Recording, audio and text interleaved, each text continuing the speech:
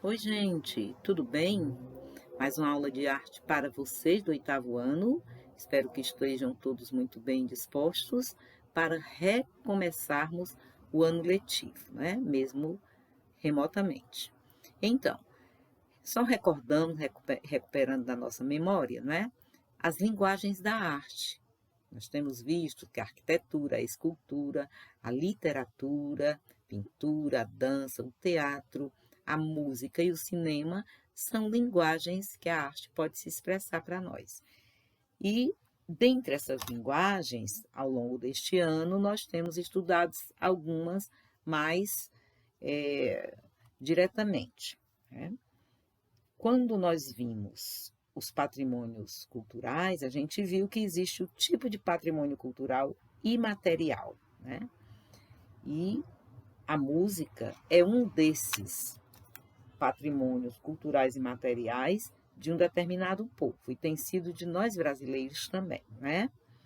Então, nas aulas anteriores, nós vimos o samba de roda, o frevo, a roda de capoeira, como patrimônios imateriais brasileiros, de muita importância para a nossa cultura, em termos de preservação cultural do povo brasileiro, né?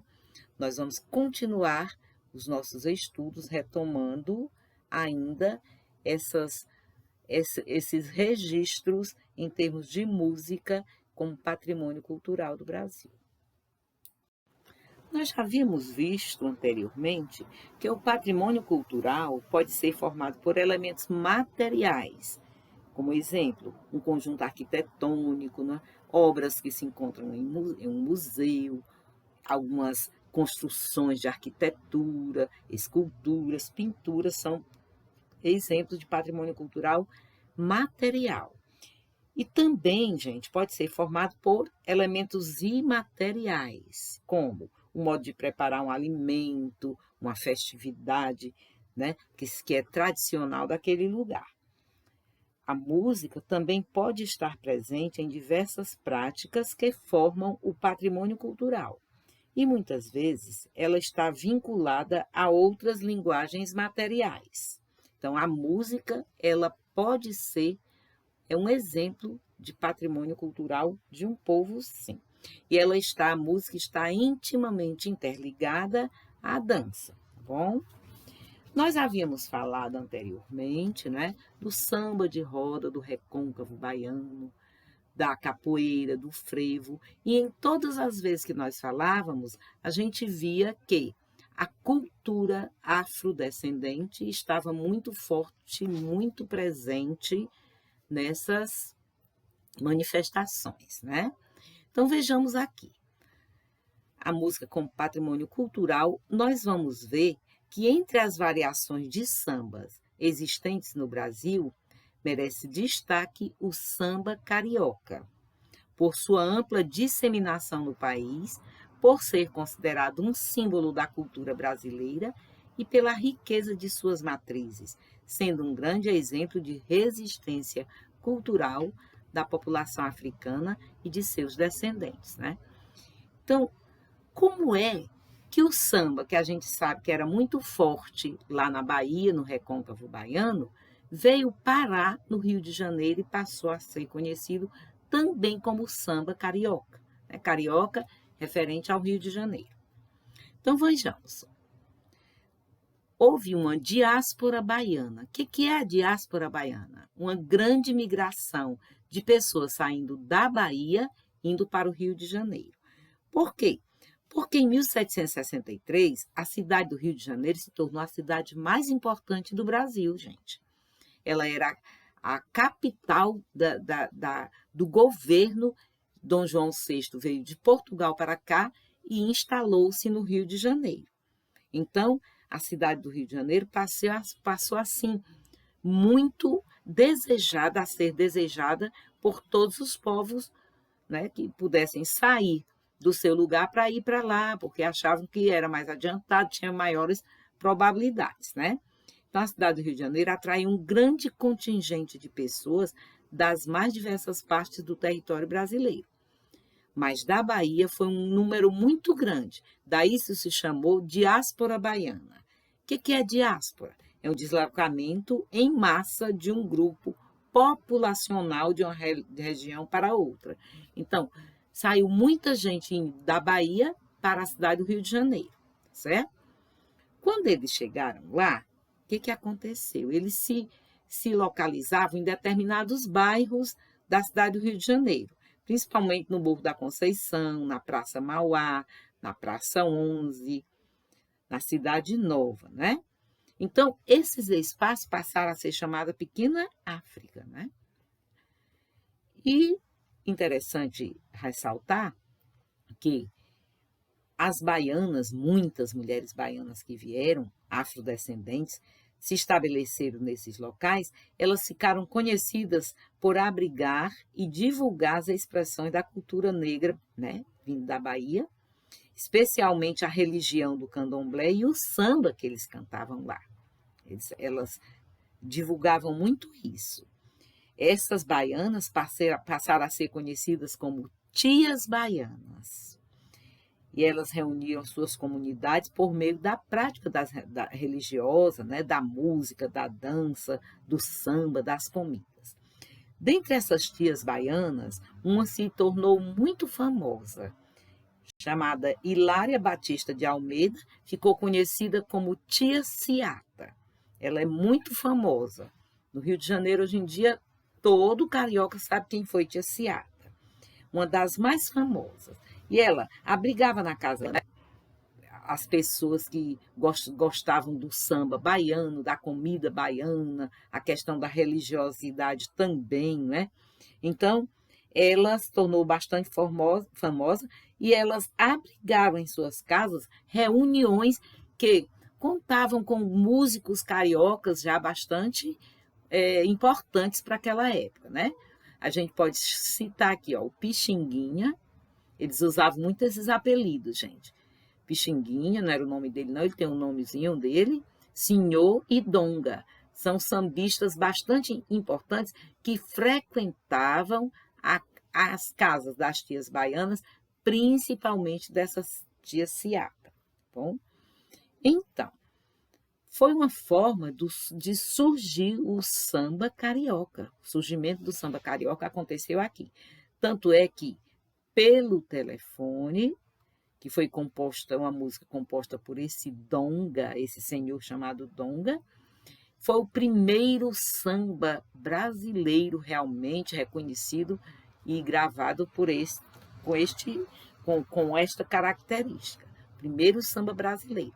Então, aqui a gente está vendo o quê? Que é a música como patrimônio cultural brasileiro, né? A gente vai destacar o samba carioca.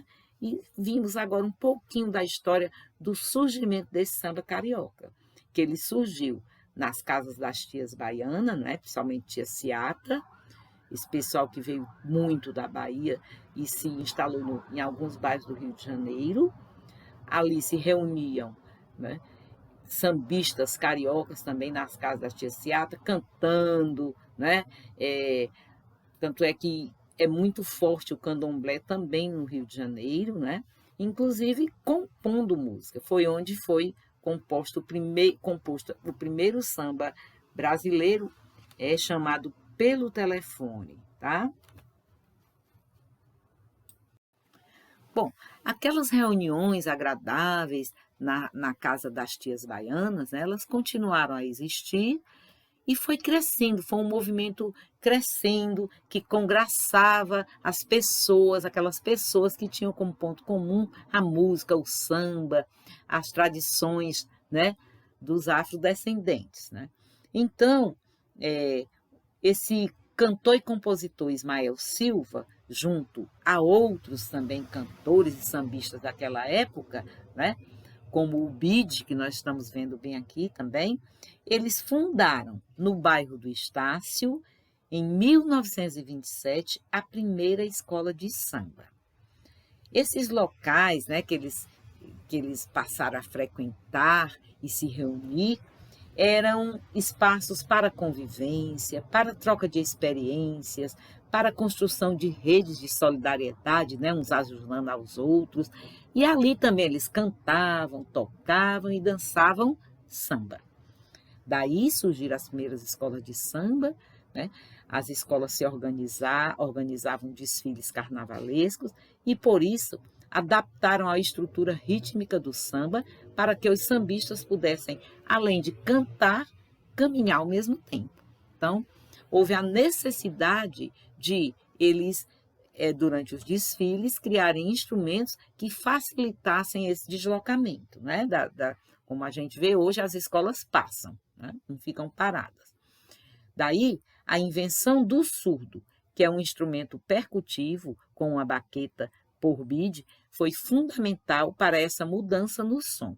O surdo é bastante importante no ritmo de uma escola de samba, né?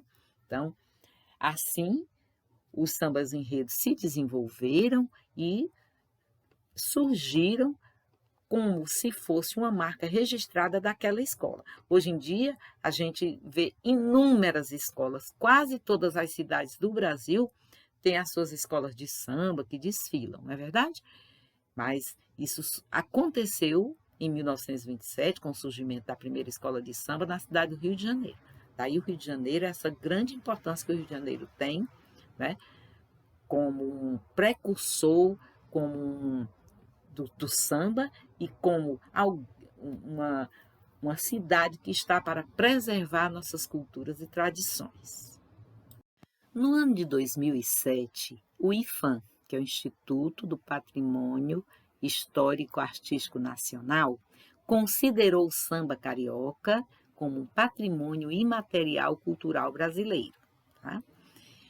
Durante esse processo de classificação, o IPHAN desenvolveu um documento bastante volumoso que relata as características do samba e identifica 3 variações de samba: o samba de terreiro, o samba partido alto e o samba enredo. Qual é a característica do samba de terreiro? O nome está dizendo. Ele se define exatamente porque é o samba na qual as pessoas tocam, dançam e cantam sem grandes pretensões de fazer show, simplesmente porque ele é desenvolvido, a manifestação é desenvolvida em um terreiro. Tá? O samba partido alto já é um tipo de samba que corresponde à definição mais ampla do gênero samba realmente, no aspecto sonoro e quanto ao aspecto rítmico também. O samba pode ser definido como um tipo de canção popular na qual os versos são acompanhados basicamente por instrumentos de percussão, como o pandeiro, o surdo, o tamborim, a cuíca, o repique, o reco-reco, o ganzá, etc.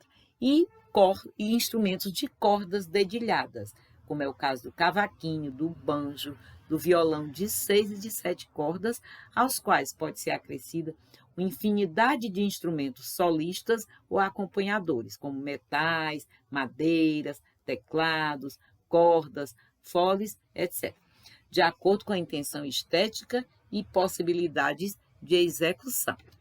E o que é o samba enredo? O samba enredo é aquele samba que, após a estruturação das escolas de samba, que nós vamos já falar um pouquinho sobre elas também, criou-se um samba que o compositor elabora os seus versos para a apresentação do desfile da escola de samba. Né? O samba é o enredo daquela escola de samba. Ao longo do tempo, ele adquiriu características próprias, como a capacidade narrativa de descrever de maneira melódica e poética uma história, né? Que é o enredo da escola de samba.